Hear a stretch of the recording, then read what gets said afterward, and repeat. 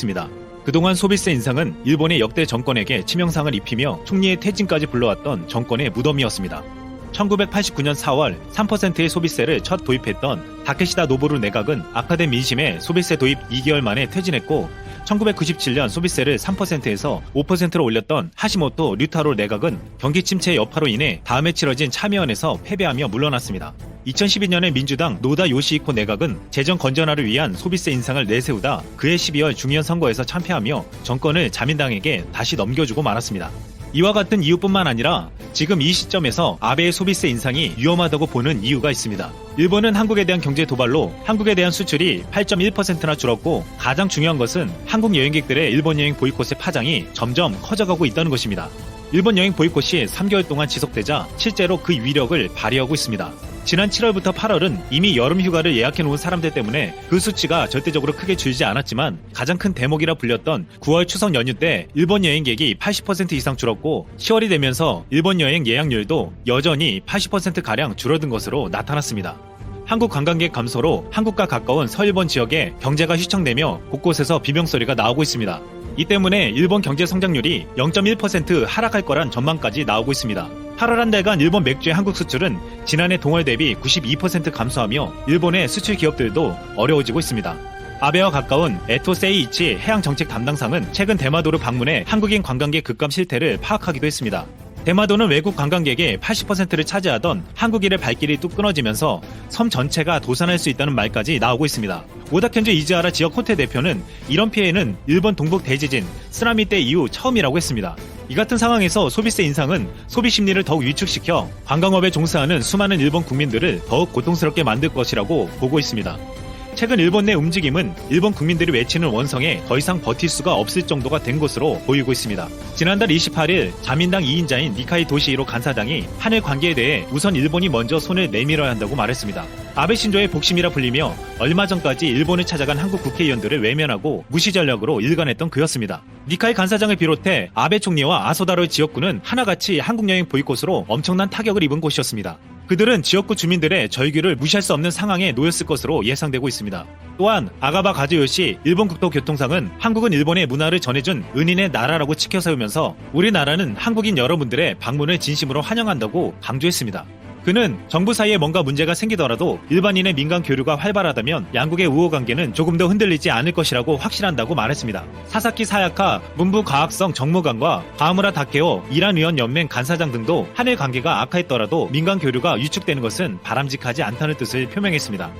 아직도 일본 아베 정권은 한국과의 대화를 거부하고 자신들의 뜻을 굽히지 않고 있지만, 일본 정치인들은 일본 여행만은 와달라고 하고 있는 것입니다. 한국 정부와 국민들은 이런 일본 정치인들의 발언에는 진정성이 없다고 보고 있습니다. 수출 규제는 풀지 않으면서 일본 여행을 오라고 하는 것은 이해할 수 없는 행동으로밖에 보이지 않았습니다. 과거 일본 반도체 전문가 다카시 소장은 일본의 수출 규제로 5년 내에 일본 반도체 기업이 사라질 것이라고 예상하면서 한일 관계를 풀 수 있는 유일한 해결책이 있다고 했습니다. 아베 총리를 위시한 고위 간부들이 한국 정문을 방문해 도계자를 해야 한다는 것이었습니다. 도계자는 무릎을 꿇고 사과한다는 것을 의미합니다. 그는 진정성 있는 사과 없이 절대 용서하지 않을 것이라는 한국인의 정서를 가장 잘 알고 있었습니다. 하지만 아베 정권이 그 같은 일을 할 것이라고는 보이지 않습니다. 시마네현 도고 앞바다로 이 미사일이 떨어진 것인데요. 일본의 배타적 경제 수역에 낙하했기 때문입니다. 특히 이 문제는 조금 일본에게 심각할 수밖에 없습니다. 북한이 쏜 미사일이 일본 배타적 경제 수역에 떨어진 것은 약 2년 만인데요. 2017년 11월 이후 일본 영해에 북한 미사일이 떨어진 적은 없었습니다. 특히 올해 초부터 북한이 지속적으로 일정한 주기가 없이 정보 파악이 제일 취약한 시간인 새벽 시간에 미사일을 계속해서 발사하고 있는데요. 실제 일본 국민들은 현재 굉장히 불안에 떨고 있다고 합니다. 특히 일본 정부의 안일함 때문인데요. 일본 아베는 미국 트럼프의 말을 사실상 명령과 다름없이 따르고 있는 존재로 국제사회에서 인식이 아주 그냥 제대로 박혀있는 상황입니다. 그런데 문제가 하나 있습니다. 국가 안보와 관련된 문제에 대해서도 사실상 트럼프의 말을 그대로 받아들이고 있다는 지적이 다분한 거죠. 미국 대통령 트럼프가 북한 김정은과의 친분을 과시하면서 북한의 비핵화를 통해 중국과 러시아를 견제하기 위해 많은 노력을 하고 있고, 실제 북한의 탄도미사일 실험 및 각종 발사 발사체 실험 등을 미국에게 전혀 해가 되지 않는다는 식으로 표현을 해왔는데요. 또 거기에 김정은은 미사일 실험을 좋아할 뿐이라는 발표를 한 이후로 일본도 이 정보를 파악하는 것 외에는 사실상 국제적으로 이 미사일과 관련된 대북 메시지를 크게 전달해 오지 않았었어요.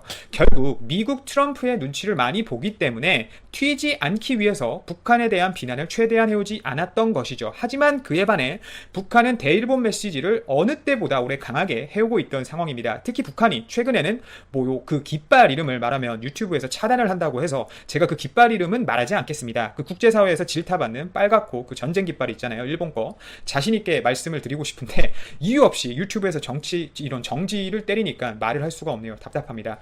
여하튼 이런 깃발을 도쿄 방사능 올림픽에서 사용하는 등의 행동을 강력히 비난해 왔습니다. 극우 일본 국민들을 제외하곤 평범한 일본 국민들은 굳이 아베 정부에게 이런 굉장히 민감한 부분이 될 수 있는 깃발을 꼭 써야 하냐라는 불만을 표출하고 있고, 특히 이런 문제로 국제사회에서 안 그래도 일본의 위치가 줄어들고 있는데 더 줄어드는 것 아니냐는 걱정을 하고 있습니다. 또한 이뿐만 아니라 방금 말씀드린 지속되는 북한의 미사일 발사와 관련해서 안보적으로 굉장히 취약한 상태로 계속 불안감에 떨면서 살아야 하냐라는 불만 또한 쏟아내고 있어요. 특히 대한민국을 상대로 잘 알지도 못하는 경제 보복과 수출 규제 등을 통해 일본 경제와 일본의 국제적 정치 및 안보를 연결시켜 일본이 얻는 것이 도대체 뭐냐며 일본 아베 SNS 등에 직접적으로 항의 메시지를 보내고 있습니다. 이런 결과는 일본에게 즉각적으로 나타났습니다. 지소미아 종료 이후 실제 일본은 수차례 이상 북한의 발사체를 제대로 파악하지 못한 것으로 알려져 일본 내부에서 파문이 일었는데요.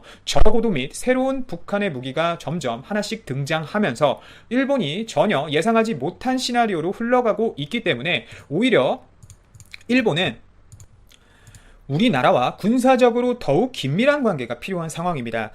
그리고 일본이 우리나라에게 이런 수출 규제를 단행한 이후 안보 문제뿐만 아니라 경제적으로도 현재 치명적인 상황입니다. 특히 일본은 대한국 수출 규제 시행 이후 한국으로부터 얻는 무역 흑자가 약 9% 이상 하락한 상황입니다. 그에 반해 우리나라는 미중 무역 수출 규제로 인한 대중국 수출 항목이 크게 줄었을 뿐 사실상 일본에게 수출하는 반도체 및 디스플레이 수요 등은 시장 상황에 따른 하락 정도밖에 보여주질 않아 오히려 일본 기업들의 주머니 사정만 어려워진 상황인데요. 여기에 현재 일본은 소비세 인상이라는 강력한 정책을 어제자죠 10월 1일부터 시작을 했습니다.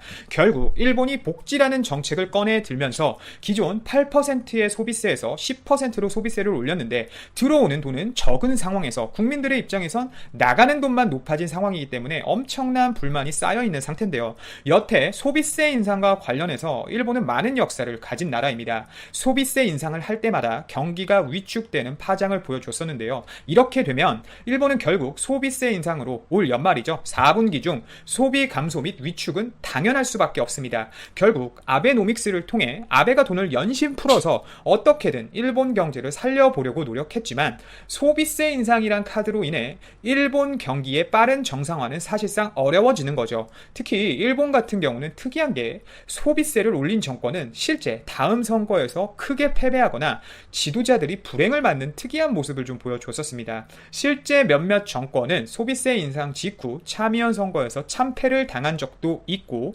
소비세를 3%에서 5%로 올린 이후에는 금융위기 등이 갑자기 찾아오면서 일본 경제가 불황에 빠지는 모습도 보여줬었습니다. 결국 이런 모습을 봤을 때 저희는 많은 큰 기대를 해야죠. 아베 정권이 다음에 어떤 결과를 맞을지 말입니다. 특히 소비세 인상과 관련해서 이번 참의원 선거에서도 소비세 폐지라는 카드를 들고 나온 신진 세력들이 선거석을 다수 확보했던 만큼 최근 일본 정세를 봤을 때 아베 정권은 큰 위기 상황입니다. 우리나라 반도체 업체들 한번 겁주고 잡아보겠다고 시작한 수출 규제가 일본에게 이런 식으로 다가올지 일본 정부와 아베도 몰랐겠죠. 결국 모든 게 자충수입니다. 이런 상황에서 또 여태 준비해왔던 도쿄올림픽 5G 한번 살려보겠다고 결국 삼성을 또 찾았는데요. 우리나라와 일본의 차가운 관계 속에서 또 삼성전자가 일본 2위 통신업체인 KDDI와 함께 5G 올림픽과 관련해서 망 구축에 이동통신 장비를 공급하기로 이동통신 장비를 공급하기로 결정되어 국제사회에 관심이 쏠리고 있습니다. 특히 5G와 관련해서는 중국의 화웨이와 우리나라 삼성전자의 5G가 대표적인데요. 시장이 시작된 상황에서 미국이 중국을 강하게 때리면서 사실상 화웨이의 5G 시장은 친중 국가들 외에는 시장 장악이 불가능한 상황에 이르렀습니다. 미국에서는 아예 중국 화웨이 장비를 못 쓰게 하기 위해 기금을 조성해서 기업들에게 모든 장비를 바꾸라고 할 정도로 미국은 예민하게 이 문제를 다루고 있는데, 일본 또한 미국의 뜻을 거스를 수는 없기 때문에 결국 국제 정치 상황 속에서 삼성이 아주 큰 반사 이익을 얻게 되는 상황인데요. 물론 반사 이익을 얻기 전에 기술력이 뒷받침이 되어야 하는 건 베이스겠죠. 여하튼 일본의 30조 이상 되는 이 5G 시장에 우리나라 삼성전자가 약 2조 5천억 원 이상의 시장을 먹고 들어가면서 일본 5G 시장 장악에 나섰습니다. 특히 이런 대규모 통신사들은 네트워크망을 까는 대규모 투자 및 사업이기 때문에 정부와 연관이 안 되어 있을 수 없습니다. 결국